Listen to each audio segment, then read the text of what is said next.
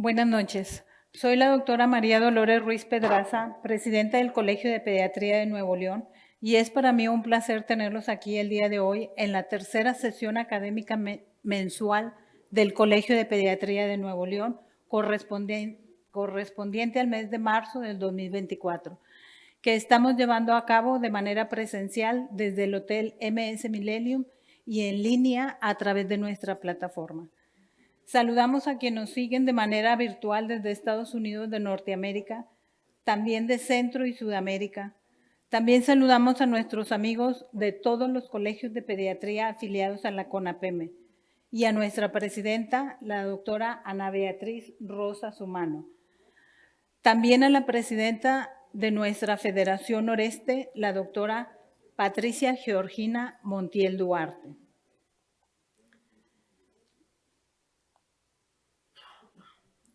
Quiero recordarles del pago de la anualidad. Continuamos con promoción hasta el día 31 de marzo de 4,000 pesos. Para aquellos médicos que dejaron de asistir, los invitamos de nuevo a integrarse a nuestro colegio y para ello pueden acudir a las oficinas del Colegio de Pediatría para revisar su estatus.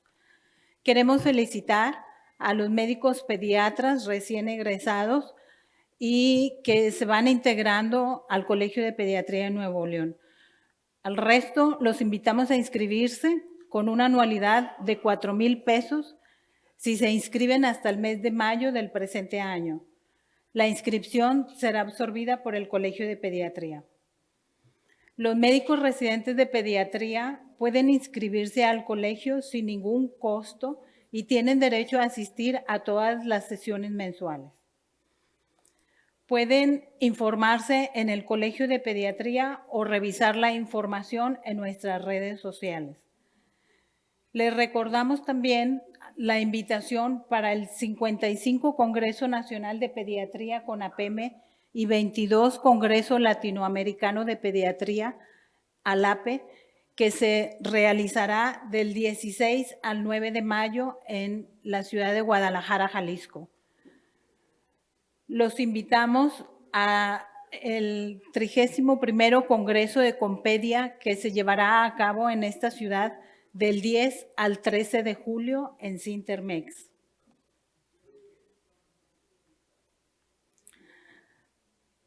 También les reiteramos la invitación al Congreso Internacional de la Federación Noreste de Pediatría que se llevará a cabo del día 22 al 24 de agosto del presente año en la ciudad de Saltillo, Coahuila. Nuevamente, les recuerdo de la importancia de ser socioactivo. Es un punto por cada sesión que ustedes asistan.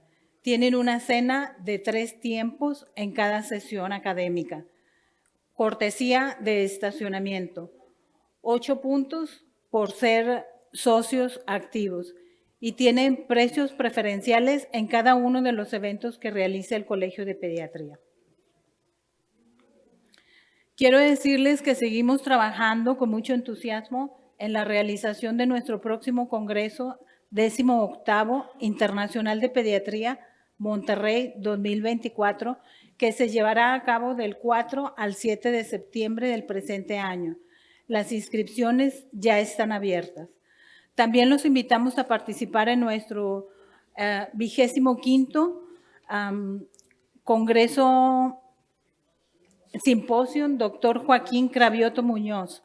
Las bases las pueden encontrar en nuestra página, es congresointernacionaldepediatría.org.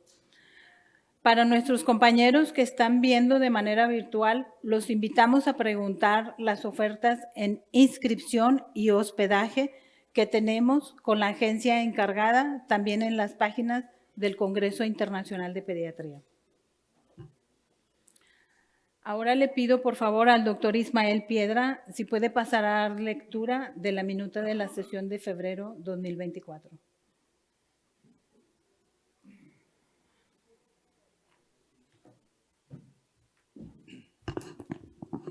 Buenas noches a todas y a todos. La minuta de la sesión de febrero, siendo las 8:02, la doctora Dolores Ruiz Pedraza dio la bienvenida a los asistentes en forma presencial y a los que se conectaban a través de medios electrónicos. La doctora Ruiz posteriormente comunicó los anuncios a los asistentes, invitándolos a cubrir su anualidad, a la reincorporación al Colegio de Pediatría, invitación a los recién egresados de las residencias de pediatría a pertenecer al colegio. También se anunció que el 24 de febrero se iba a realizar el examen de certificación en pediatría en las instalaciones de la Universidad de Monterrey y que había 95 sustentantes. Posteriormente se invitó al curso gratuito de actualización en influenza, se invitó también al Congreso Regional de Pediatría en Saltillo, se resaltó los beneficios de pertenecer al colegio y ser socioactivo, además de la invitación al Congreso Internacional de Pediatría organizado por nuestro colegio en el mes de septiembre y a participar en el seminario, en el simposio de investigación. Posteriormente hubo la lectura de la minuta de la sesión anterior. Al terminar, el doctor Alan Burgos Navarro, residente de pediatría de la Clínica 25 del Seguro Social, presentó el caso clínico y al terminar se presentó a la doctora Luz María Sánchez Sánchez, neonatóloga, quien nos dio la conferencia La hiperamonemia y acidemias orgánicas en el niño, lo que el pediatra debe saber. Al terminar la sesión, pasamos a la sesión de preguntas y respuestas con la audiencia y los socios que se conectaban en medios electrónicos. Recibimos un mensaje de la industria, de los socios estratégicos y se dio por terminada la sesión con una cena. Les invito a levantar su mano si alguien tiene alguna observación de lo que se acaba de reportar de la sesión anterior y si no hay... ya todo bien, estamos viendo que todo bien y pedimos amablemente que levanten su mano en señal de aprobación de la minuta. Muchísimas gracias. Lo mismo si alguien tuviera alguna observación y si no vemos ninguna mano levantada, esta es la minuta de la sesión anterior. Gracias, doctor Ismael.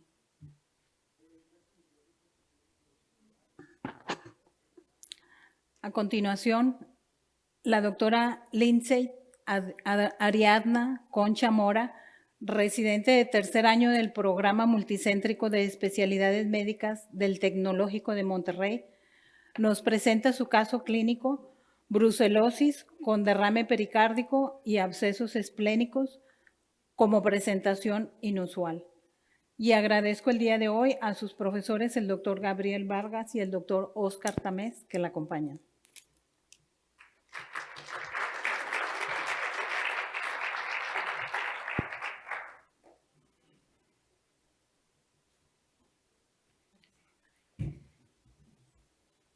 Hola, buenas noches. Soy Lindsay Ariadna Concha Mora, soy residente de cuarto año del Programa Multicéntrico del Tecnológico de Monterrey, la Secretaría de Salud de Nuevo León. Y bueno, les voy a presentar el siguiente caso clínico.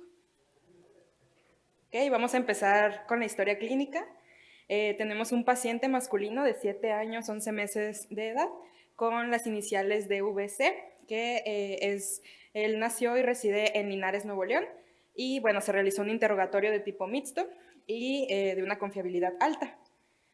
En cuanto al padecimiento, evolución y estado actual del paciente, empezamos 20 días previos al ingreso, cuando presenta un dolor abdominal de tipo cólico, que era de localización generalizada, en una escala 6 de 10, que no presentaba exacerbantes y como atenuantes tenía únicamente la canalización de gases y negó acompañantes, así como picos febriles, los cuales fueron cuantificados con un termómetro digital axilar entre 38 y 39 grados centígrados en 3 ocasiones, que en cuanto a su horario era de forma intermitente durante el día y cedían por periodos cortos, con medios físicos, el uso de ibuprofeno y paracetamol.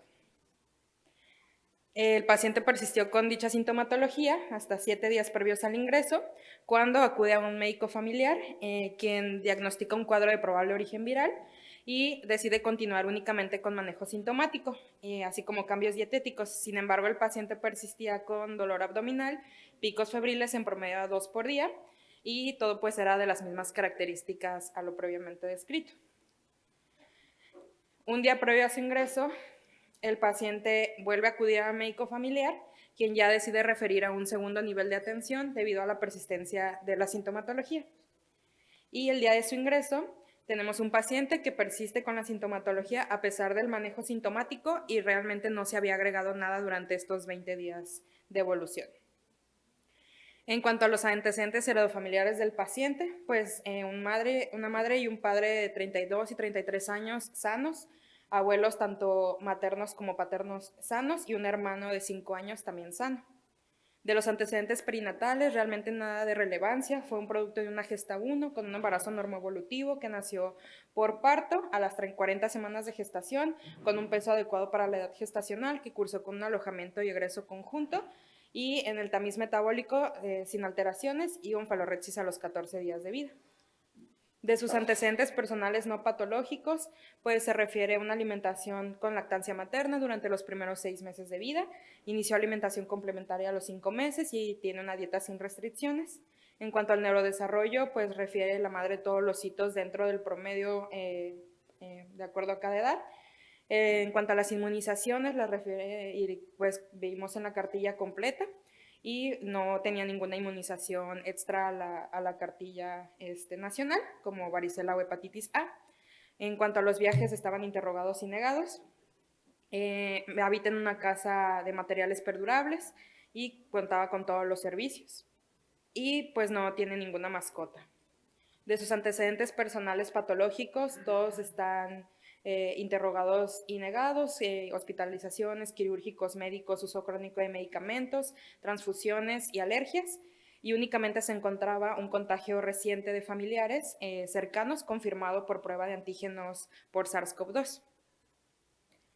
En cuanto al interrogatorio por aparatos y sistemas, únicamente de forma general, pues el ataque al estado general, los picos febriles intermitentes de 20 días de evolución, y se negó de forma dirigida al interrogatorio pérdida de peso. El resto de del aparatos y sistemas, solamente pues el dolor abdominal que ya se había descrito previamente, y pues en cuanto al patrón evacuatorio es de forma regular Bristol 3 y no había presentado ningún cambio.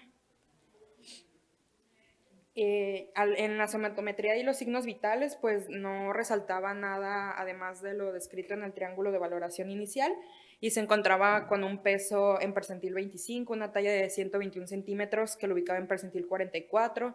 La frecuencia cardíaca sí se encontraba con 120 latidos por minuto, que pues estaba en taquicardia, y la frecuencia respiratoria también por arriba del límite. En cuanto a la presión arterial, estaba en percentil 50 por la AJA y se encontraba febril al momento de la toma de signos, saturando 97% al aire ambiente. Del resto de la exploración física, pues encontrábamos un paciente de fenotipo ectomorfo en posición semi-Fowler y con hipertermia a la palpación. El resto de la exploración, en los ojos encontrábamos inyección conjuntival no purulenta. En el resto, en el abdomen, encontramos el dolor a la palpación media en el cuadrante superior izquierdo, así como hepatomegalia y esplenomegalia a la palpación, y el resto se encontraba sin ninguna alteración. En cuanto al abordaje inicial del paciente, tenemos una biometría hemática donde destacaba una anemia normocítica normocrómica y una trombocitopenia en 64,000 plaquetas. El resto pues se encontraba en parámetros de normalidad. Del perfil bioquímico no se encontraron alteraciones, pero nos gustaría resaltar que los triglicéridos, la albúmina, las enzimas hepáticas, todo se encontraba sin alteraciones. Los electrolitos séricos igual sin alteraciones y los tiempos de coagulación conservados. Debido a la clínica que presentaba el paciente, se decide tomar una prueba rápida de VIH, la cual se encuentra negativa con una proteína C reactiva en 0.3 miligramos por mililitro, pero encontramos un dímero D en 17,852 nanogramos por mililitro y una ferritina en 3,796, que pues están marcadamente altas. En cuanto a una radiografía de abdomen que se realizó a su ingreso a urgencias, no contamos con la imagen, sin embargo, pues sí se veía, los hallazgos más importantes es que volvíamos a ver pues la hepatomegalia que sí se palpaba, no se veía ningún cambio en las asas y no tenían niveles hidroaéreos y la distribución de gas era uniforme. Aquí es muy importante mencionar que el contexto del paciente es el año 2022, entonces en ese momento, pues por el antecedente del contagio reciente por SARS-CoV-2, también pues la primera sospecha diagnóstica fue un MISC. Por este contexto epidemiológico, por lo cual nos apoyamos de los servicios de reumatología y de cardiología, y se realizó un ecocardiograma en el cual los hallazgos más importantes es que pues encontraba un situs solitus con un derrame pericárdico de 13 milímetros y una fracción de eyección del ventrículo izquierdo en 66%, sin dilatación de cavidades, todo el resto estaba pues sin alteraciones, las presiones y todo bien. Debido a esto, pues se inicia tratamiento con inmunogamaglobulina y tratamiento con corticosteroides por la sospecha de MISC. En cuanto a su evolución, se encuentra afebril las siguientes 24 horas a dicho tratamiento, sin embargo, vuelve a recurrir con los picos febriles de 38 a 39 grados y el dolor abdominal también regresa de las mismas características. En cuanto al manejo, se decide hacer un reinterrogatorio y ampliar el estudio con un estudio de imagen abdominal. En este caso, de primera instancia, un ultrasonido abdominal. En el ultrasonido abdominal encontramos estas lesiones que pues vemos el cambio en la ecogenicidad a nivel del vaso, que son pues múltiples de diferentes diámetros y pues el contenido de forma inicial pues la sospecha es líquido por el cambio que vemos y debido a esto, se decide ampliar el estudio con una tomografía de abdomen, en la cual pues corroboramos la presencia de estos cambios de densidad, que pues son múltiples en todo el vaso. Y pues aquí también nos sirve para ver la hepatomegalia y pues el crecimiento del vaso que se encontraba en la exploración. Dentro del reabordaje y lo que comentábamos de reinterrogatorio, nos enfocamos en donde vive el paciente, que es el municipio de Linares, y factores epidemiológicos solamente, o sea, dirigidos a esta zona, y ahí destaca la madre recuerda alimentarse con quesos que no está segura si están pasteurizados debido a que son producidos de forma artesanal, y no lo hace de forma regular, pero realmente el reinterrogatorio es lo único que destaca. Dentro de este abordaje se decide realizar una prueba rosa de Bengala, la cual se encuentra positiva 1 en 1280, y pues ya de forma adicional, que pues es el abordaje que se debe realizar, se realiza el 2-mercaptoptanol, el cual también se encuentra positivo 1 en 160, y el SAT que se encuentra positivo 1 en 80.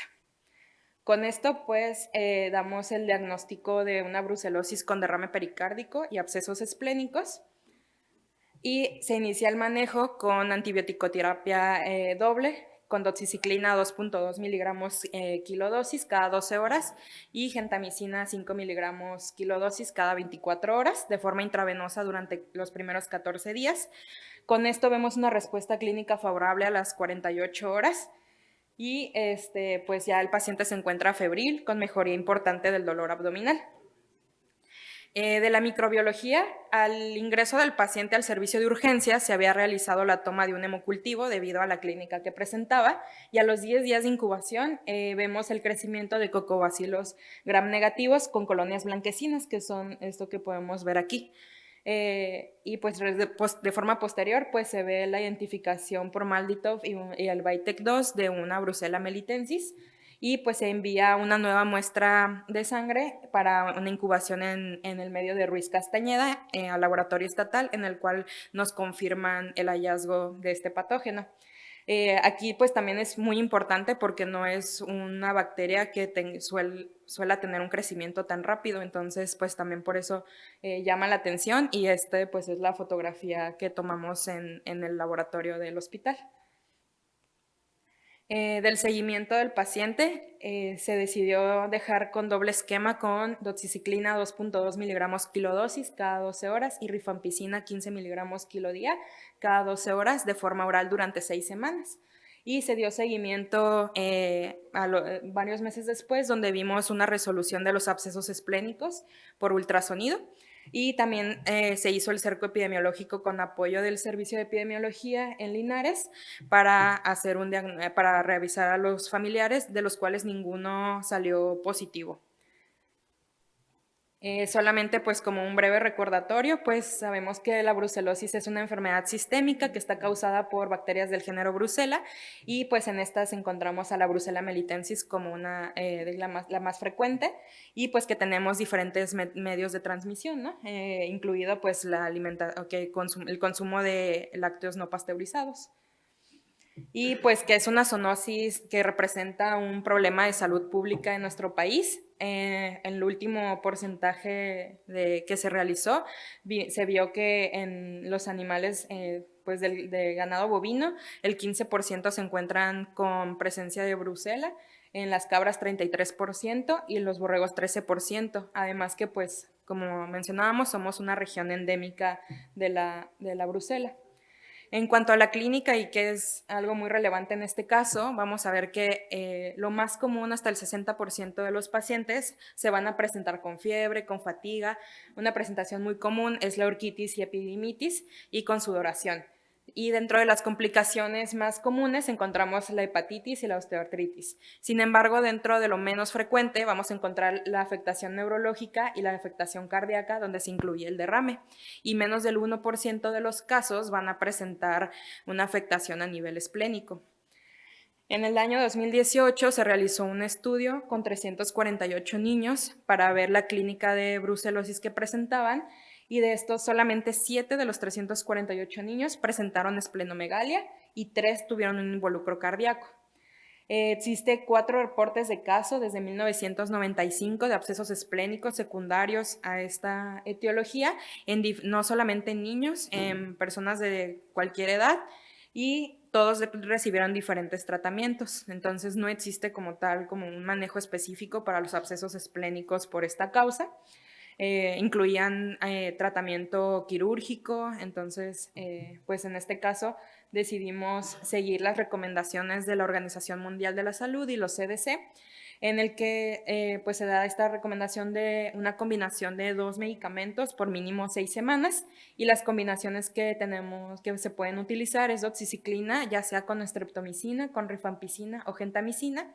También tenemos la opción del trimetoprim con sulfamethoxazol y de la tigecyclina, pero pues estas combinaciones son lo más recomendado por estas 2 instituciones.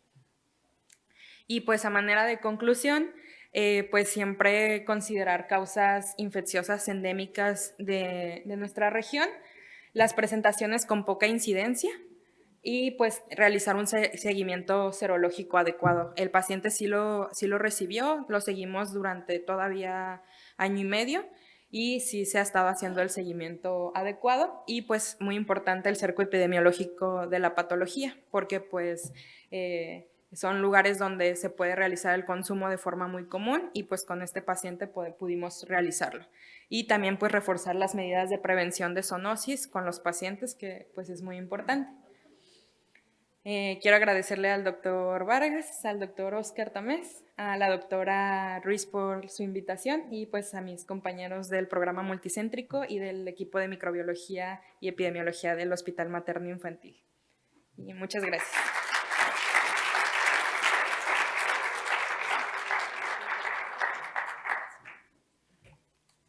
Y nosotros queremos agradecerte a ti por venir a presentarnos este caso tan interesante. Es una muy buena experiencia desde el diagnóstico hasta su manejo.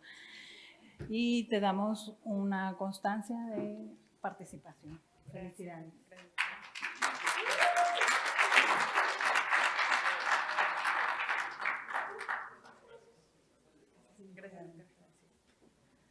Gracias, doctora Lindsay. Y así como ella, invitamos a más residentes de los diferentes hospitales formadores de pediatras a que participen con nosotros en la presentación de casos clínicos.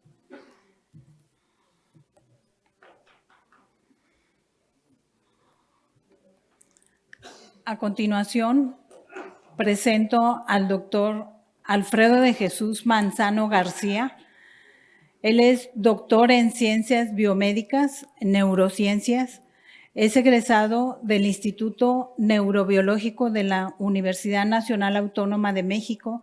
Es médico cirujano egresado de la Universidad de La Salle en Ciudad de México. Tiene maestría en didáctica en Ciencias de la Salud en la Universidad Anáhuac de Ciudad de México. Tiene diplomados en Tecnología Educativa y en Humanismo y Profesión. Es director académico del programa médico cirujano de la Escuela de Medicina de la Universidad Anáhuac en Querétaro. Es profesor en neurofisiología y neuroendocrinología en el programa académico de la Universidad de Facultades de Medicina de la UNAM, de La Salle y en la Universidad Anáhuac. Es conferencista de varios laboratorios médicos con temas de neurociencias. Ha participado en más de 100 trabajos de investigación relacionados con la neuropatología y terapéutica farmacológica en trastornos de conducta y de medicina del dolor. Es miembro de diferentes asociaciones nacionales e internacionales relacionadas con su especialidad y tiene muchos más títulos, pero lo presentamos aquí el día de hoy y le agradecemos su presencia.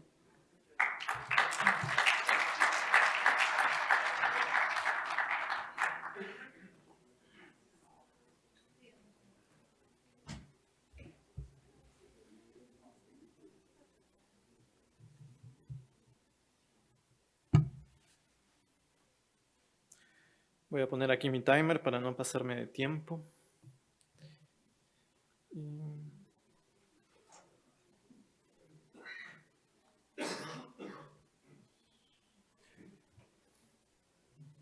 Muy bien, pues antes que nada, muchísimas gracias a la mesa directiva, a la doctora Ruiz, al doctor Piedra, a todos los que apoyaron que pudiera estar aquí para hablarles de algo bien importante, de algo que está haciendo un parteaguas en la historia de la tecnología en general y también en particular en la historia tecnológica en la medicina. Y es la inteligencia artificial. Seguramente ahorita han de haber escuchado mucho sobre inteligencia artificial, aparece en las noticias, aparece en YouTube, aparece en distintos medios. Entonces vamos a ver qué realmente sí es la inteligencia artificial, qué no es la inteligencia artificial y sobre todo cómo nos puede ayudar a nosotros como médicos. Seguramente, si ustedes piensan en inteligencia artificial, posiblemente pues rememoren algo así, ¿no? O sea, a HAL 9000 intentando ahí matar a unas personas en el espacio, o a Terminator, o a este otro monito de Yo Robot, pero realmente eso no es la inteligencia artificial, o al menos por ahora. Lo que sí es la inteligencia artificial es un campo multidisciplinar. Es un campo multidisciplinar que involucra disciplinas como la robótica, como la informática, como las ciencias de la computación, como la filosofía, como la psicología, que se encarga de generar sistemas informáticos que emulen las tareas que requieren de inteligencia humana. ¿Qué requiere de inteligencia humana? Pues posiblemente requiere de inteligencia humana traducir, identificar imágenes, crear código, manejar. Todo eso es inteligencia artificial. Estás utilizando máquinas que están haciendo cosas que los seres humanos podemos hacer. Y grosso modo, la inteligencia artificial se divide en dos grandes rubros. La inteligencia artificial convencional o simbólica y la inteligencia artificial generativa. La inteligencia artificial simbólica o convencional realmente tiene mucho tiempo de existir. De hecho, aparece el término en 1956 en la conferencia de Dartmouth, una conferencia muy importante, y realmente pues hemos convivido con esta inteligencia artificial durante las últimas décadas. Cuando ustedes están, por ejemplo, escuchando una canción y les aparece otra canción similar, eso es inteligencia artificial simbólica. Cuando ustedes están viendo una serie de Netflix y después les aparece otra serie que posiblemente les guste, esto es inteligencia artificial simbólica. Esa realmente no es la que está generando el revuelo que estamos escuchando hoy en día. Lo que realmente está generando ese revuelo es la inteligencia artificial generativa. ¿Y por qué genera tanto revuelo? Porque esta inteligencia artificial generativa lo que hace es crear contenido nuevo. crear contenido que antes no existía, ya sea imágenes, ya sea texto, ya sea música, cualquier tipo de output lo puede generar la inteligencia artificial generativa. Entonces vamos a enfocarnos particularmente en este tipo de inteligencia artificial. Como escucharon en la introducción sobre a qué me dedico, realmente mi doctorado fue en neurociencias, me apasioné muchísimo por las neurociencias y realmente me gusta mucho la parte computacional de las neurociencias, si bien no me dirigí hacia ahí. La inteligencia artificial generativa nace de dos grandes modelados informáticos que se generaron en los 80s, en los 90s y en los 2000s. Estos modelados matemáticos, lejos de aprender qué es una red neuronal, qué es una red generativa adversaria, etcétera, son términos muy raros. Lo que quiero que sepan es que lo que intentan hacer este tipo de modelados matemáticos es emular cómo trabaja nuestro cerebro. Es decir, teníamos la hipótesis neurocientífica de cómo es que nosotros procesamos la información y después generamos los programas informáticos que nos hacen creer que la inteligencia artificial está pensando como estamos pensando nosotros. Y eso realmente ocurre tras bambalinas. Realmente no me interesa que se lleven ni siquiera estos conceptos a casa. Pero lo que sí me interesa que vean es cómo ha generado esto una explosión de distintas cosas que podemos hacer con esta inteligencia artificial.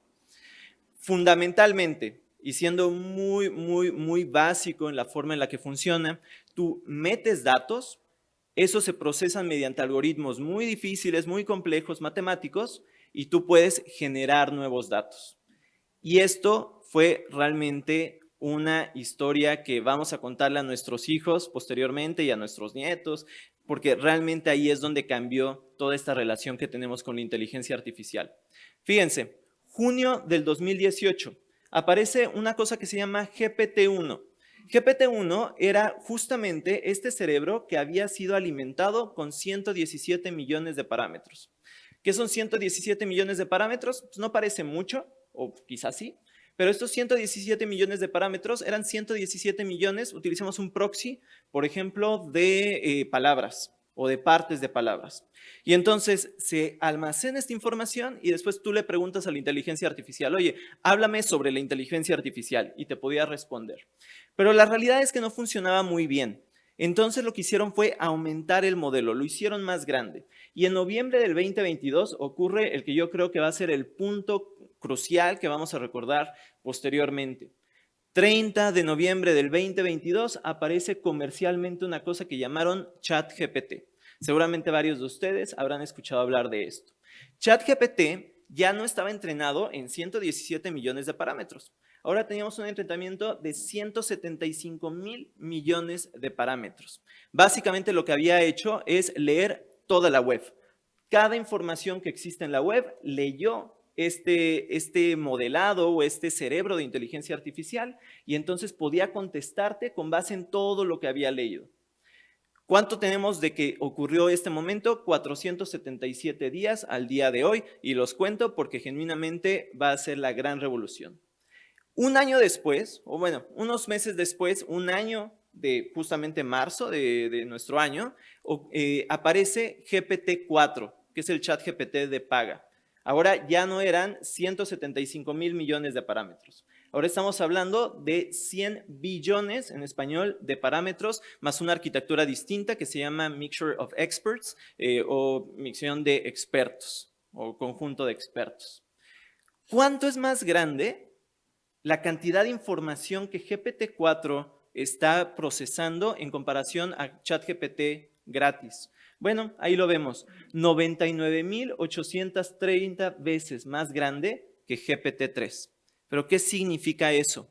Si alguno de nosotros quisiera leer la cantidad de texto en la cual está entrenado GPT-4, tardaríamos un poquito, 24/7, todos los días, sin dormir, sin comer, sin nada. Solamente tardaríamos 380,000 años en leer esa cantidad de información. Y lo que ocurrió cuando tenemos esto es, por un lado, tenemos un modelo que realmente puede hacer cosas impresionantes. El punto clave aquí está en que todo lo que está generando ChatGPT no fue entrenado para eso.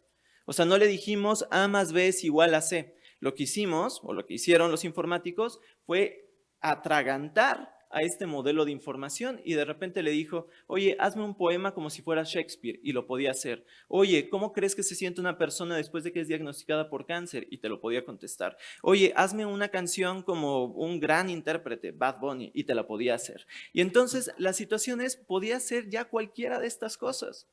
Y la gente se dio cuenta. Me encanta esta gráfica. ¿Cuánto tiempo tardaron distintas plataformas tecnológicas en alcanzar 1 millón de usuarios? ¿Sí? Es un punto de éxito. Netflix, 3.5 años.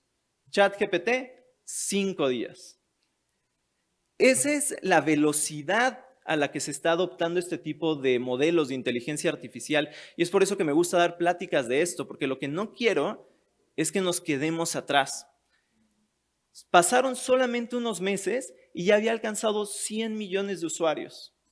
Hoy en día tiene ChatGPT solito 200 millones de usuarios cada mes, más que países enteros de gente que lo está utilizando, y 1.5 billones de intercambios con este chatbot. Entonces no se vale no utilizarlo porque simplemente demasiada gente lo está utilizando y eventualmente pues esa va a ser la gran distinción.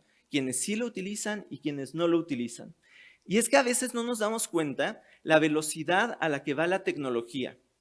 ¿Por qué? Bueno, aquí tenemos una cita de Ray Kurzweil, es uno de los futurólogos más importantes que hay, es director de ingeniería de Google y nos dice lo siguiente.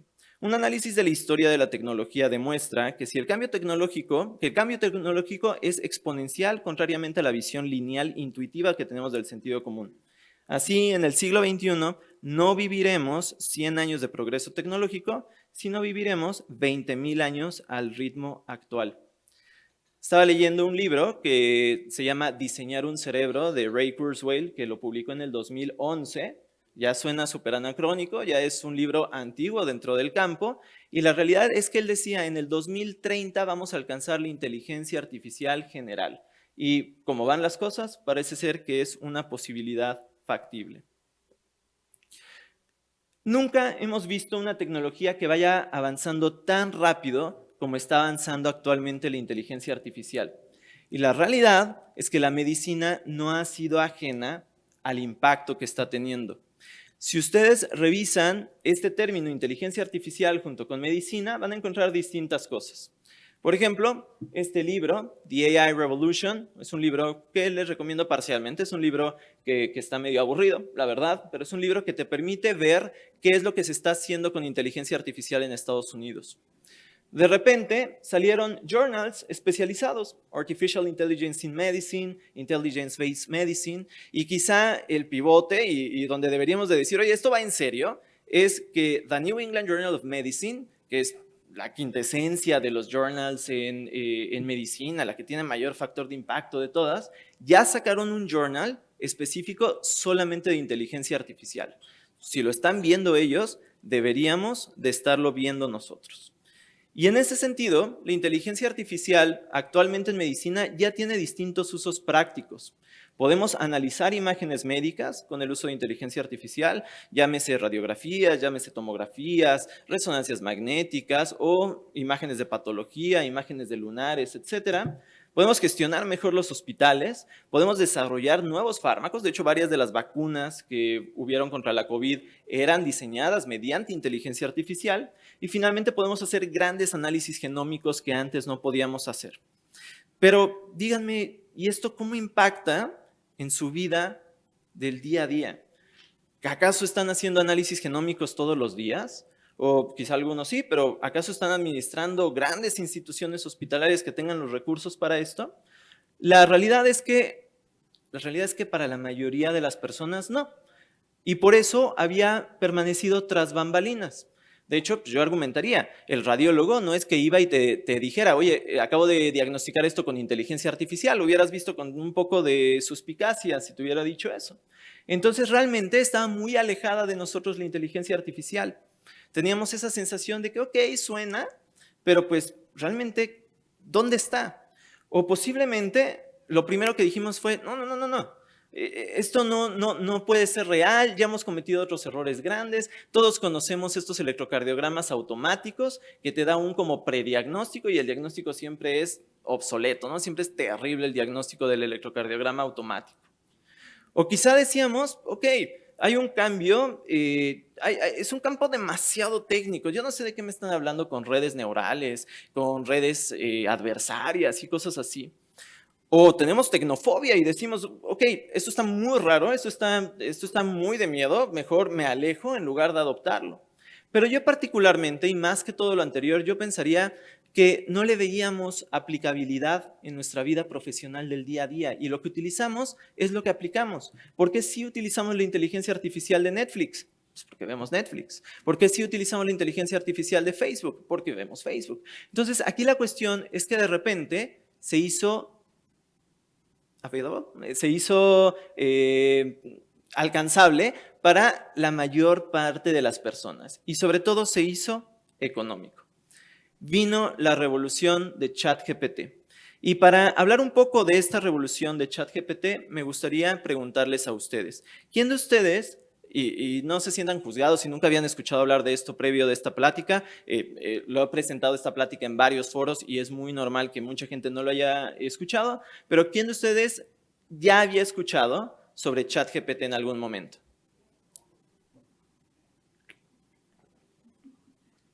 La reacción inicial es todos, pero fui hace poco a un foro con los directivos de los hospitales de un estado, para no quemarlo aquí en YouTube, y nadie, 2 personas. Entonces, ok, pero ustedes la mayoría, perfecto. Ahora díganme, ¿quién lo utiliza semanalmente, quizá diario, quizá 2 veces al mes? Ok. Ahora díganme, ¿quién paga la versión de paga? ChatGPT Plus paga sus $20 al mes. Ok. Tengo que decir que el doctor Piedra posiblemente esté potenciado con inteligencia artificial porque ya había predicho que iba a suceder exactamente esto. Es correcto, es correcto. La realidad es que todavía no lo estamos adoptando tanto. Nosotros, como les decían, dirijo una escuela de medicina, un programa de medicina, y les puedo decir que el 90% de nuestros estudiantes lo utilizan. Lo utilizan la versión de paga. Entonces, bueno. ChatGPT 4 es un gran modelo de lenguaje. Y entonces, aquí en la parte técnica, pues tenemos esto de gran modelo de lenguaje. ¿Qué diantres significa esto? Si nosotros vemos un libro de inteligencia artificial, vamos a encontrar esta definición de gran modelo de lenguaje y a propósito es obscura, ¿no? O sea, tiene que sonar fancy, tiene que sonar como algo complicado. Por cierto, veo que están tomando fotografías, les voy a mandar todas las diapositivas. Me gusta hacer todo esto muy transparente, entonces al final van a venir mis correos, un QR y de hecho tengo como un newsletter que les subo tutoriales y otras cosas. Me interesa mucho que se utilice esto. Entonces digo, para que no gasten su memoria, de todas maneras se los voy a mandar. Entonces, ¿cuál es la definición de un gran modelo de lenguaje? Pues fíjense, suena súper oscuro. Un modelo lingüístico de gran tamaño es un modelo de aprendizaje automático diseñado para tareas relacionadas con el procesamiento del lenguaje natural. Estos modelos son subconjuntos de redes neuronales artificiales, especialmente una variante que se llaman redes neuronales recurrentes. No, pues suena cuando ingresamos a la carrera de medicina y teníamos la primera clase de ciclo de Krebs. No entiendes nada de esto de lo que están diciendo. ¿Dónde está la magia de ChatGPT y otros modelos similares? Bueno, pues le puedo decir a ChatGPT, oye, actúa como una IA experta, como una inteligencia artificial experta en temas de informática. Por favor, explícame qué es un Large Language Model y cómo se construye. Toma en cuenta que soy médico y no tengo el entrenamiento en informática. Explícame de forma sencilla. Y entonces yo únicamente le doy esta indicación y a diferencia de Google, que lo único que haría sería jalar información de internet, lo que va a hacer ChatGPT es seguir exactamente las indicaciones que yo le dije. Yo le dije, no tengo esa preparación, explícamelo de manera sencilla y ahí podemos ver en tiempo real cómo te estés explicando de manera sencilla con las palabras que tú buscabas. Entonces, no es solamente un proveedor de información como lo es Google, es un generador de información, y entonces, como pediatras, uno podría pedirle, oye, explícame qué es la enfermedad renal crónica, pero házmelo en un cuento para niños. Y entonces te genera un cuento. Oye, necesito que los niños, que mis estudiantes de medicina o que mis residentes se aprendan la cartilla de vacunación, por favor. Y entonces, genérame una canción de eso y te genera la canción. Genérame un poema, te genera el poema. Genérame una rima. No hay límite. El único límite es la imaginación que ustedes pongan en esto. Y en ese sentido, pues lo que tenemos es mucha más personalización de lo que podríamos tener previamente. Ahora, estoy hablando de ChatGPT. ChatGPT parece ser que soy como agente de ventas de ChatGPT. De hecho, parte de mis conclusiones va a ser que compren ChatGPT, pero no es la única. Y nada, les quiero decir esto. Tenemos, por ejemplo, toda la suite de Copilot, que es la suite de Microsoft. Ya ahorita, si ustedes compran la versión de paga de Microsoft, ya Word, PowerPoint, Excel ya tienen integrado Copilot, y entonces ya le puedes decir, hazme una presentación de bla y te la genera, hazme un análisis de estas tablas y te los genera. O sea, ya está ahí integrado, entonces ya no vamos a poder escapar, entonces necesitamos que utilizarlo. Gemini es la versión de Google, no la recomiendo, y eso que está aquí abajo se llama Claude de Anthropic, es posiblemente el modelo más inteligente que existe, pero no es tan multifuncional como ChatGPT. ¿Cómo los invitaría a visualizar esto? Es como tener a Einstein en tu recámara. Y entonces Einstein te puede contestar lo que tú quieras, pero también depende de qué le preguntes. O sea, porque si le dices a Einstein, oye, ¿cuánto es 2 más 2? Pues 4. ¿Aprovechaste a Einstein? No, posiblemente no. Pero si tú le preguntas, ¿cómo es la teoría de la relatividad? Pero explícamela en términos que yo le pueda entender, te lo puede generar. Básicamente aquí la limitación real es lo que nosotros o cómo nosotros le preguntemos.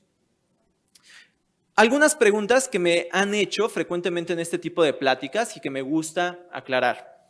¿En verdad estos Large Language Models saben medicina?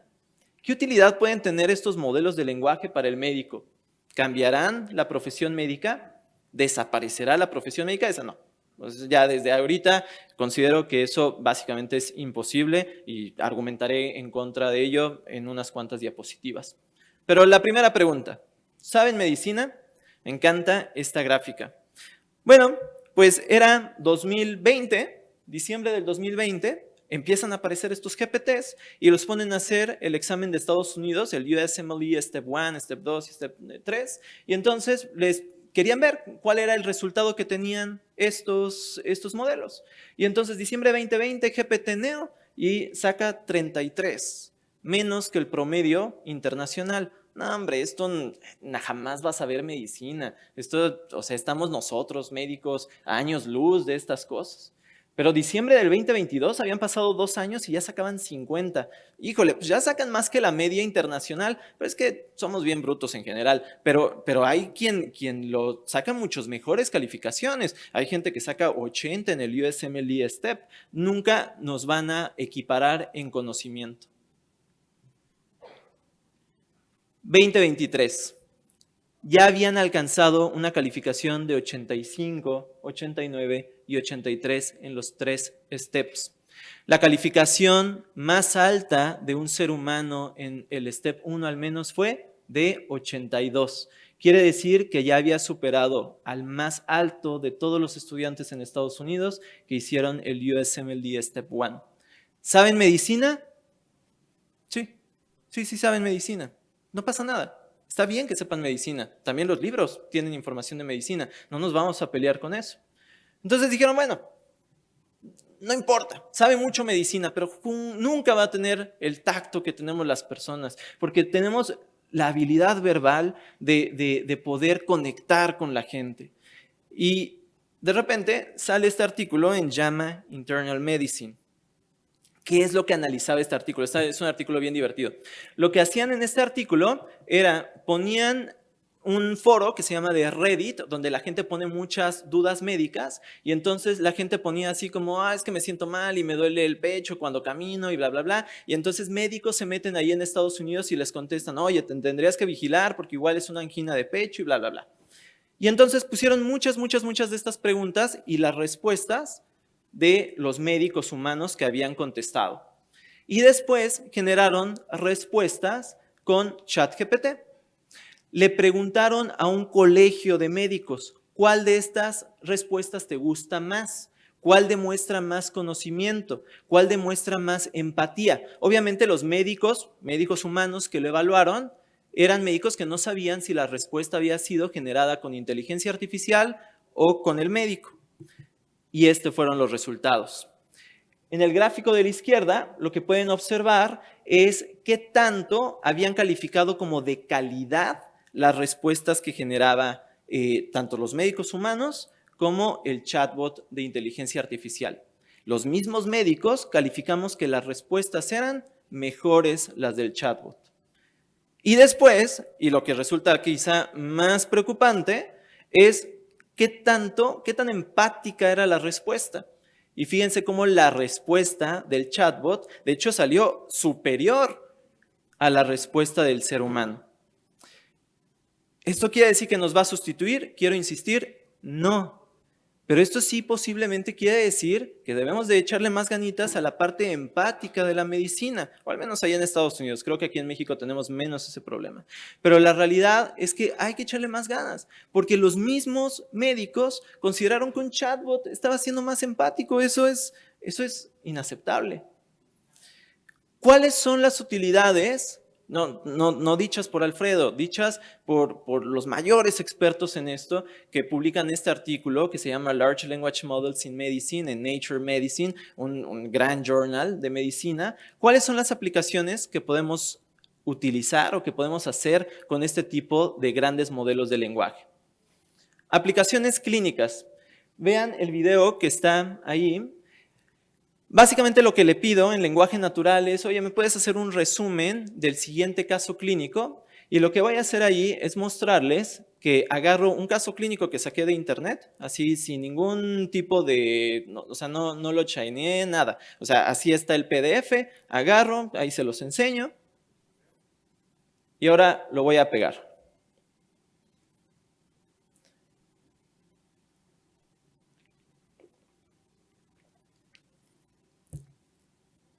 Y me da el resumen de ese caso clínico. El caso clínico está en inglés, el caso clínico está en un PDF, el caso clínico no estaba estructurado, el caso clínico simplemente eran datos. ¿Qué es lo que se cree que podamos hacer en el futuro? Que técnicamente podemos hacer en el presente, pero no lo hagan. Nosotros podríamos poner el expediente clínico de un paciente, tenemos problemas con privacidad, pero eventualmente lo podremos hacer, y entonces nos va a dar toda la información que nosotros querramos de ese expediente clínico, aunque esté completa y absolutamente desestructurado. Esto, imagínense lo mucho que les puede aliviar trabajo administrativo a los médicos. El 50% del tiempo que utilizamos los médicos lo utilizamos en tareas administrativas, llenar seguros, llenar expediente clínico electrónico, llenar distintas cosas. Esto va a liberarnos tiempo, pero además nos puede ser un copiloto. Y no está mal que existan los copilotos. No sé si ustedes saben, pero el 90% del tiempo que estamos en un avión no están los pilotos manejando. Está el copiloto con inteligencia artificial. ¿La realidad es que nosotros nos sentimos seguros en el avión? Sí. ¿Y consideramos que los pilotos son competentes? Sí. ¿Y agradecemos a los pilotos por llevarnos de manera segura de X a Y destino? Sí. Y la situación es que la mayor parte del viaje transcurre en piloto automático, con sistemas informáticos automatizados. Entonces, imagínense esto. Foresight es un modelo que fue entrenado en 800,000 historias clínicas y te dicen, ¿sabes qué? El paciente tiene datos sugestivos de una enfermedad endémica de esta parte de Nuevo León, desde el inicio.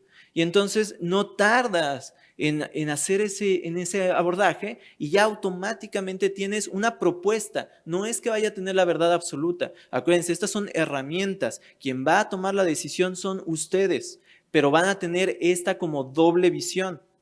La predicción y el pronóstico. Este paciente es muy posible que te haga una tromboembolia pulmonar, una trombosis venosa profunda, un infarto, y ya te lo va a decir de manera estadística. la reducción de la carga administrativa y sobre todo, y lo que más quiero defender y lo que más defiendo en estas pláticas es que para mí sí veo un futuro donde tengamos mucho mayor tiempo con el paciente, de escucharlo, de verlo a los ojos, de poder conocerlo y mucha menos carga administrativa detrás de una computadora ahí escribiendo. Pero no nos limitamos solamente a la parte clínica, la parte de investigación. Cuando empecé a dar estas pláticas de inteligencia artificial, lo primero que me dijeron es, no, esto es una basura porque no te da las citas, no te da las referencias. Afortunadamente lo arreglaron. Consensus y Scholar AI te da citas de más de 200 millones de artículos científicos. Y entonces aquí yo le pido, ¿me puedes encontrar papers que hablen del uso de inteligencia artificial en pediatría? Y entonces pues empieza el proceso de pensar esta inteligencia artificial y eventualmente pues me da esto.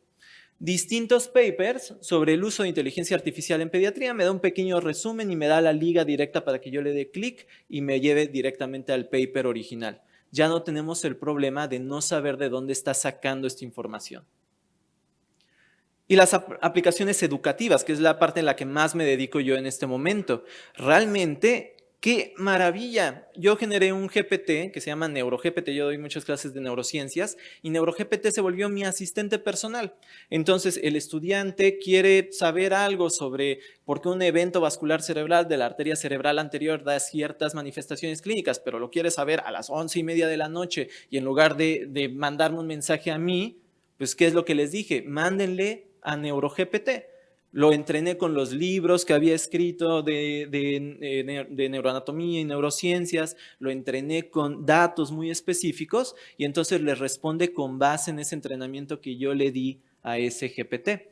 Y entonces, pues ya tenían los estudiantes un profesor 24/7 que les explicara neuroanatomía y neurociencias. No hay que prohibir ChatGPT, o al menos yo creo que no hay que prohibir ChatGPT. Y de hecho, difícilmente lo vamos a lograr. Lo que hay que hacer es adoptarlo de manera concienzuda. Fíjense lo que dice el decano de Educación Médica de Harvard Medical School. Queremos formar a nuestros estudiantes para que sean los médicos del futuro, es decir, médicos con IA. La IA no va a sustituir a los médicos, pero los médicos que utilicen la IA van a trabajar realmente al máximo nivel de sus capacidades clínicas. Así que queremos formar a nuestros estudiantes de medicina para que sean esos médicos. Lo dice el decano de Educación Médica de Harvard Medical School, que no quiere decir que no se puede equivocar, pero que quiere decir que hacia allá va la tendencia educativa a nivel internacional.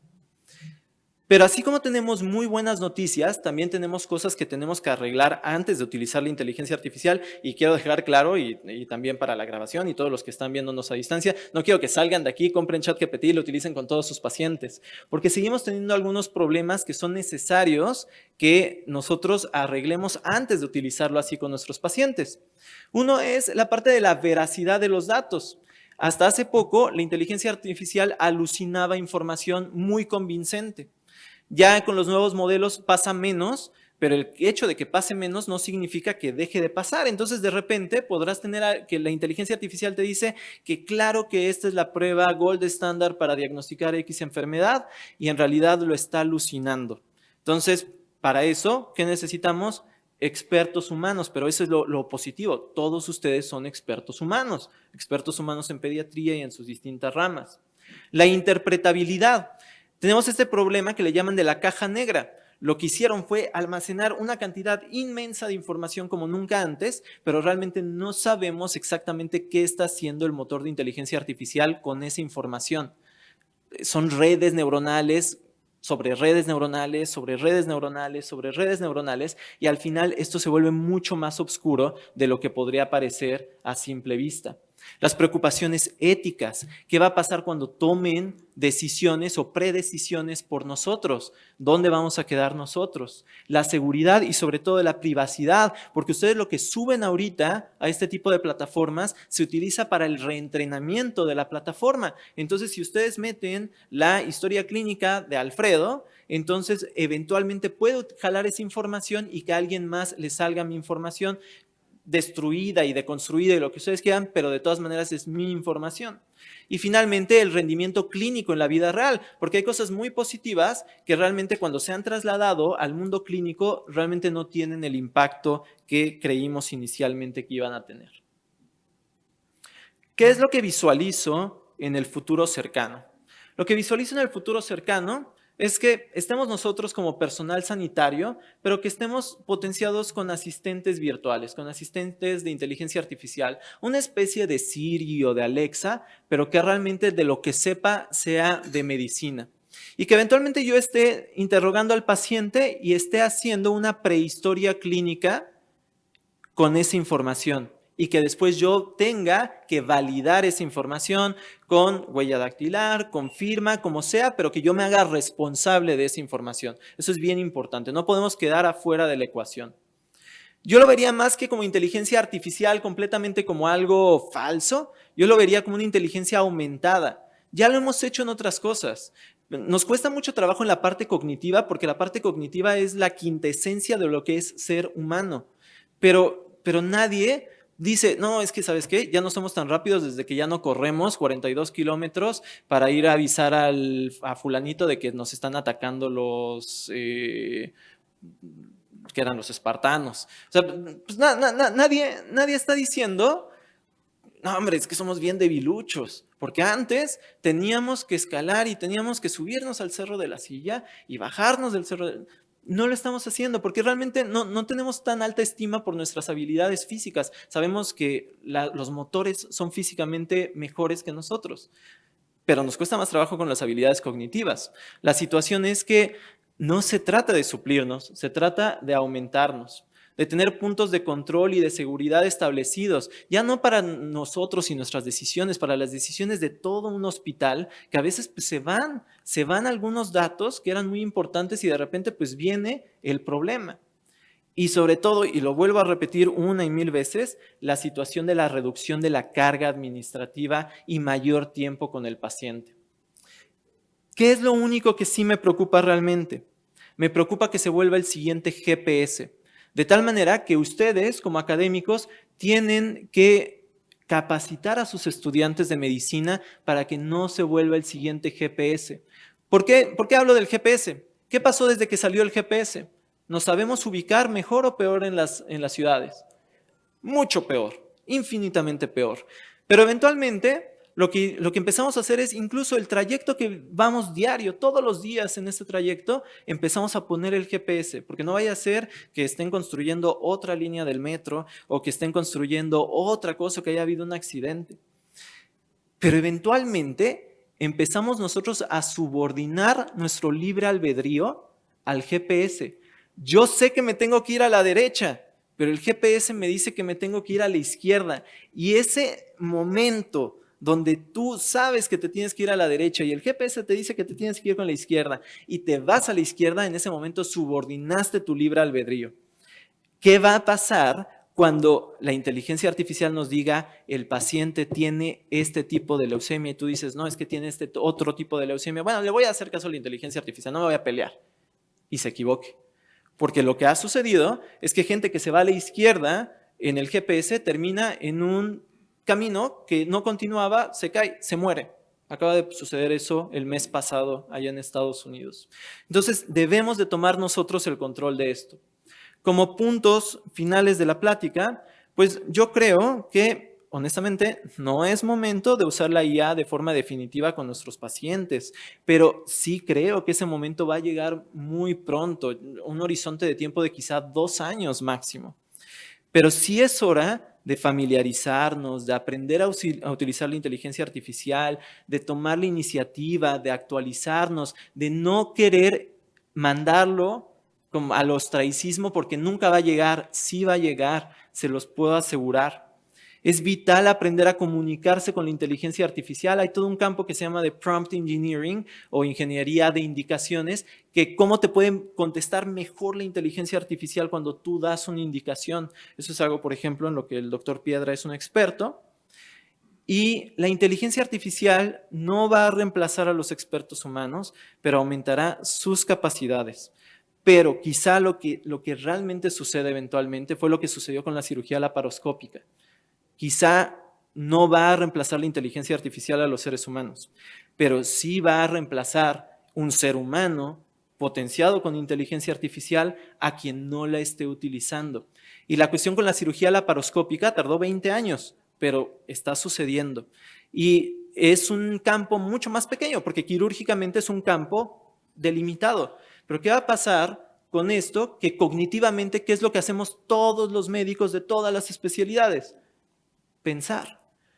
Entonces, es mucho más amplio y lo que los quiero invitar es a tomar las riendas de esto, a que en México seamos pioneros en esto y que realmente podamos utilizarla de manera concienzuda y podamos estar a la vanguardia. Y estar a la vanguardia es bien difícil, porque hoy en día esto está hecho con texto de inteligencia artificial. Dame unos perritos que estén caminando ahí muy contentos y te da ahí los perritos contentos. Y ahí se me paró el video. Dame unos perritos que estén ahí cocinando muy contentos y ahí están cocinando muy contentos los perritos. Todo esto ya no requirió de animadores. Se están generando mundos enteros con inteligencia artificial a través de otra herramienta de OpenAI que se llama Sora. Yo los quiero invitar a estar actualizados, a estar todo el tiempo visualizando esto. Ahí les dejo un código QR para llenar un breve formulario solamente con su correo electrónico, no necesito más información personal. En esta lista de correos electrónicos que he ido recabando con esta plática y otras similares en distintas partes, pues lo que voy haciendo es, les voy mandando mis presentaciones, tutoriales, noticias y distintas cosas para que estén siempre actualizándose. También les comparto mi correo personal, es el que está abajo, mi correo, perdón, el que está arriba, mi correo institucional es el que está abajo. Tengo un canal de divulgación científica en YouTube, se llama Sinapsis MX, por si quieren. Ahí no hablo particularmente de inteligencia artificial, hablo de varias cosas de medicina, entre ellas inteligencia artificial, y la única red social que realmente a veces utilizo, que es Twitter. Antes de pasar a la sesión de preguntas y respuestas, me tardé exactamente los 40 minutos que me habían solicitado. Entonces les quiero enseñar algo rapidísimo y ahí necesito el apoyo aquí de nuestros buenos colegas de TI. Entonces, si me pueden poner el video que... ¿Se acuerdan de la imagen inicial donde les decía que la inteligencia artificial no era ese Terminator, ni ese Yo Robot, ni ese HAL 9000? Pues ahorita, si me ayudan, por favor. Esto fue publicado, fue lanzado el video hace apenas 4 días. Lo que hicieron fue darle cuerpo a ChatGPT de lo que hemos estado hablando.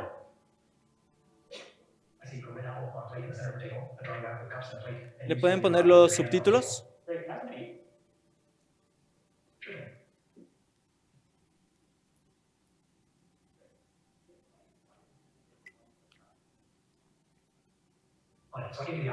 Because it's the only edible item I can provide you with from the table. Great. So, based on the scene right now, where do you think the dishes in front of you go next? The dishes on the table, like that plate and cup, are likely to go into the drying rack next. Great. Can you put them? Of course.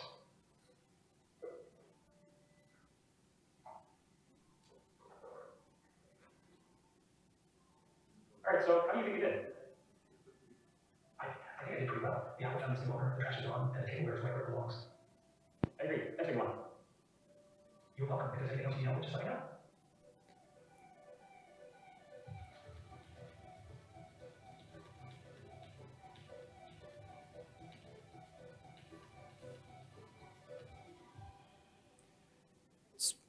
Entonces, básicamente lo que hicieron fue darle cuerpo. Todavía ahorita tarda tiempo en procesar la información, pero ya está viendo, ya está sintiendo, ya está procesando la información, ya es un salto enorme en lo que teníamos antes. Entonces, si bien les dije que no iba a ser Terminator y así, este video la verdad es que como que arruinó un poquito mi plática, porque dije, ok, esto ya está tomando matices medio extraños, pero lo que les quiero transmitir es, esto ya está aquí. Y ya se está utilizando y ojalá pueda apoyarlos a los que estén interesados, pues justamente, o sea, poderles proveer más información y más cosas. Muchas gracias.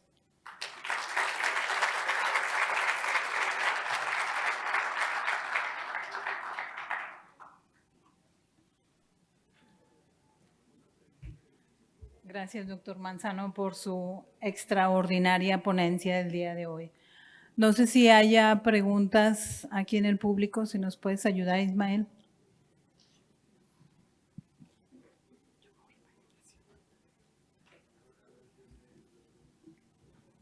Hola, buenas noches. Gracias, doctor Alfredo, por tu brillante y muy interesante conferencia. Seguramente la aplicación de toda esta inteligencia ya se está dando, ya existe.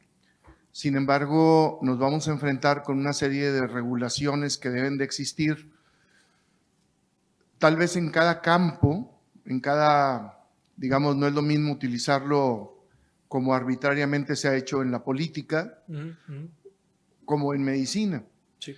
Y entonces, y tampoco es lo mismo la regulación que vaya a tener Dinamarca a que vaya a tener México. Entonces, seguramente nos vamos a estar enfrentando con estos cambios en un futuro muy cercano y nos tendremos que ir adaptando a usarlo de esa manera, ¿no? ¿Tienes alguna información al respecto sobre estas regulaciones? Sí, ahí todos los expertos coinciden en que las regulaciones siempre son más lentas que la evolución tecnológica y en ese sentido siempre vamos a estar 2 pasos atrás en regulación. Se generó una ley europea de inteligencia artificial. Fue publicada hace un par de semanas. En esta ley, sobre todo, es para protección de datos personales con inteligencia artificial. Están muy enojados muchos europeos, ciudadanos, porque dicen, yo estoy dispuesto a dar mis datos, pero no me dejen en desventaja con China al lado y con Estados Unidos del otro lado, porque la regulación en Estados Unidos ha sido muy laxa. ¿Qué es lo que creo que va a suceder? Lo que ha sucedido históricamente en distintos rubros.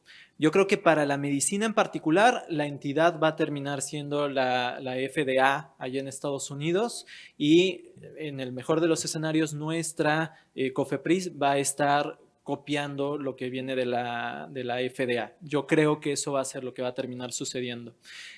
Pero en un marco más global, la realidad es que sí veo que si de por sí es difícil mantener una charla de unas diapositivas actualizadas, pues siempre sale algo nuevo, mantener un marco normativo actualizado va a ser muy, muy difícil. Ese es el futuro que preveo. Gracias.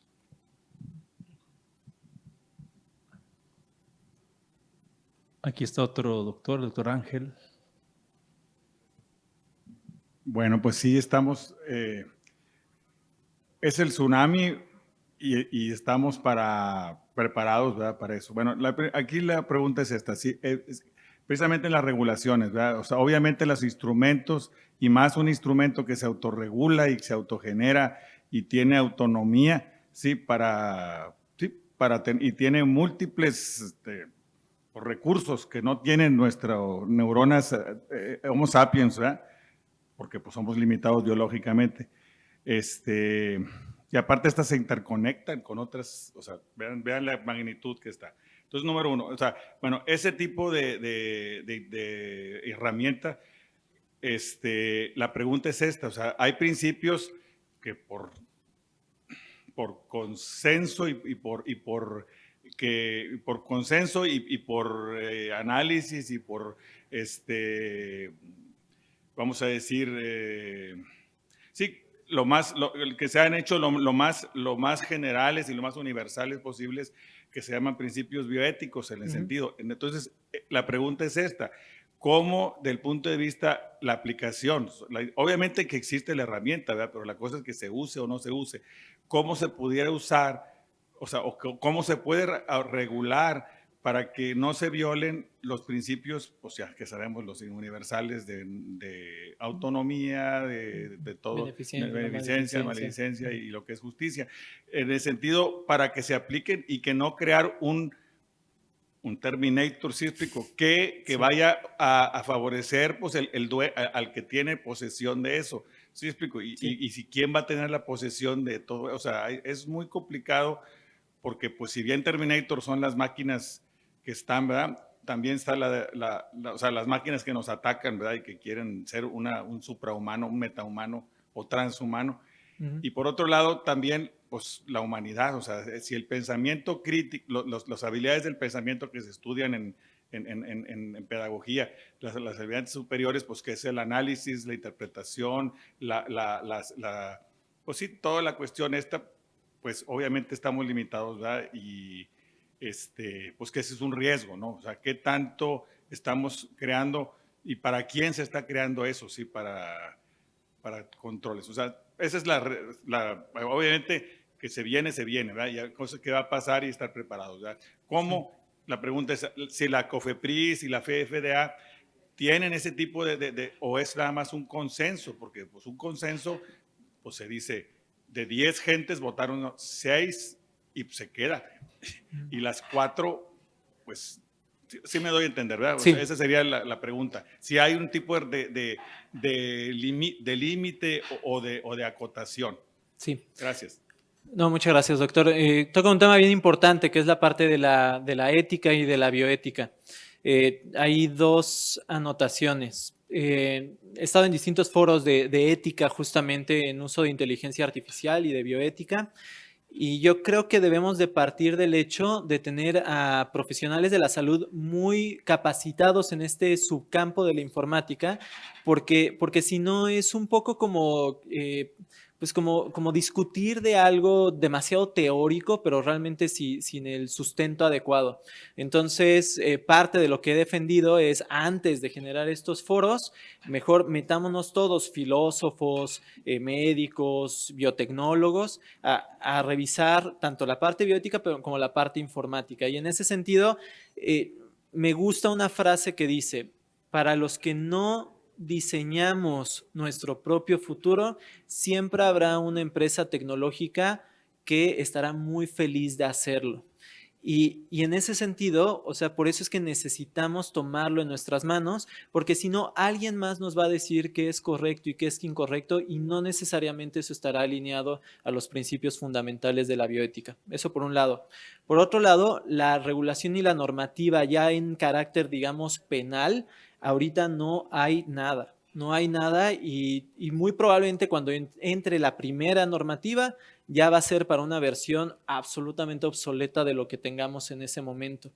Entonces, justamente es enriquecer el diálogo, pero para enriquecerlo no sirve que nada más estén los informáticos, necesitamos estar nosotros ahí. El informático, de hecho, lo puede pensar de manera numérica, ¿no? A ver, pues si para mantener a una población de 100 personas necesitas matar a otras 200, posiblemente el esquema racional del informático sea, pues sí, es una decisión lógica, es una decisión simbólica, lógica. Nosotros sabemos que no. Entonces, por eso es que necesitamos la presencia de médicos y la presencia de expertos en esto. Y finalmente, de otra cosa que comentaba, se me fue la idea. Hizo otra anotación importante, ¿me podría recordar cuál fue? Era la parte bioética y la parte... Un comentario. Ok. Un comentario. Buenas noches. Buenas noches.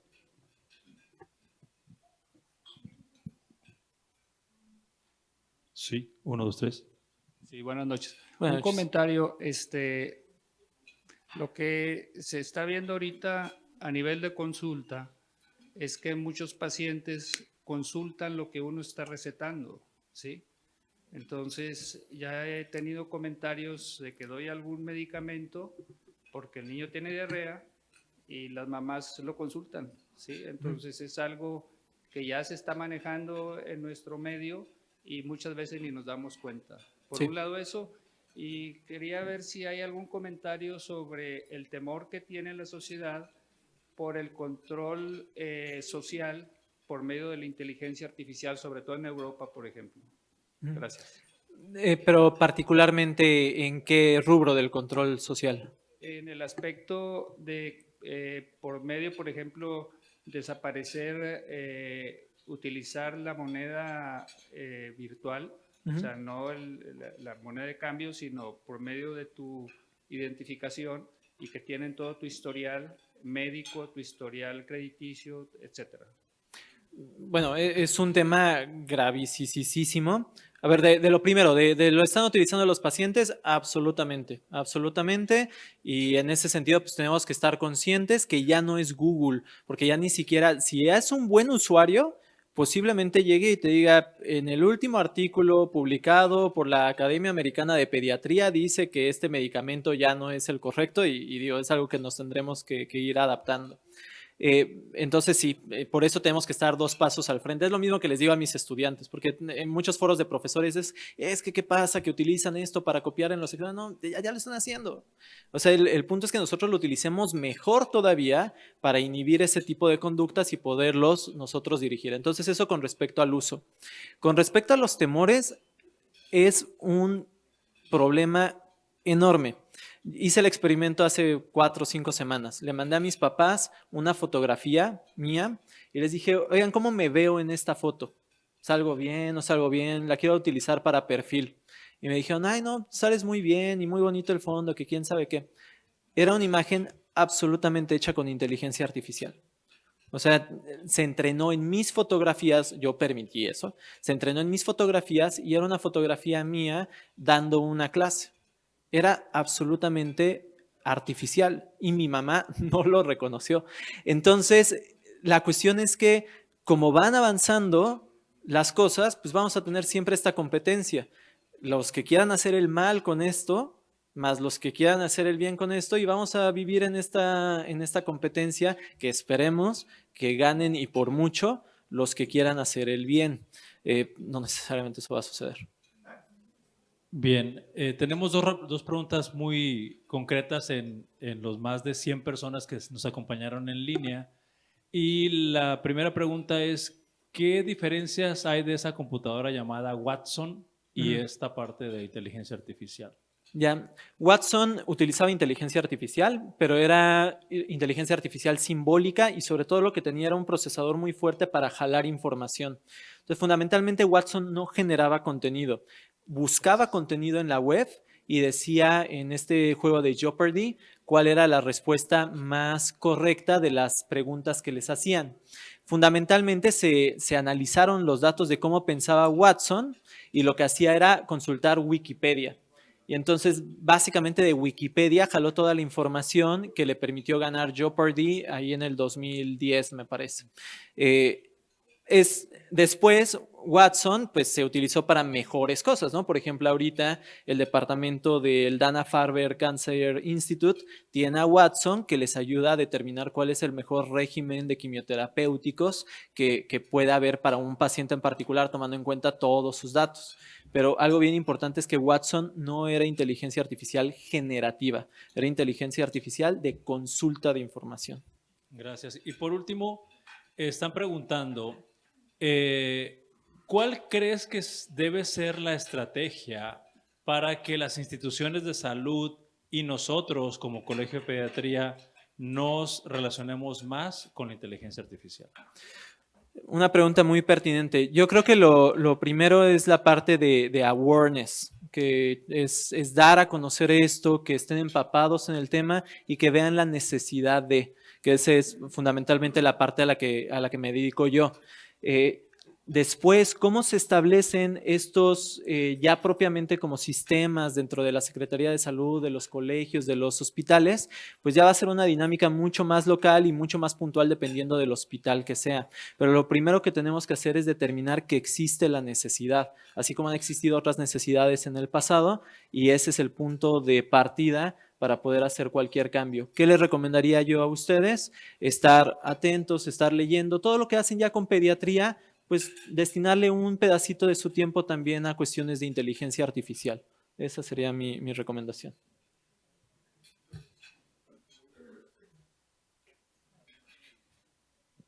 Gracias. Pues muchas gracias, doctor Manzano. Le agradecemos su participación el día de hoy. Gracias.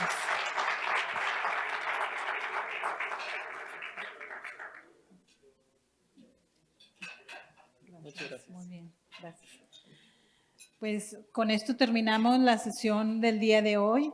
Esperemos que les guste la cena que escogimos para ustedes el día de hoy, que en esta ocasión invita al Colegio de Pediatría. Y los invitamos a nuestra 4ª sesión de Educación Médica Continua, que será el próximo 18 de abril. Buenas noches.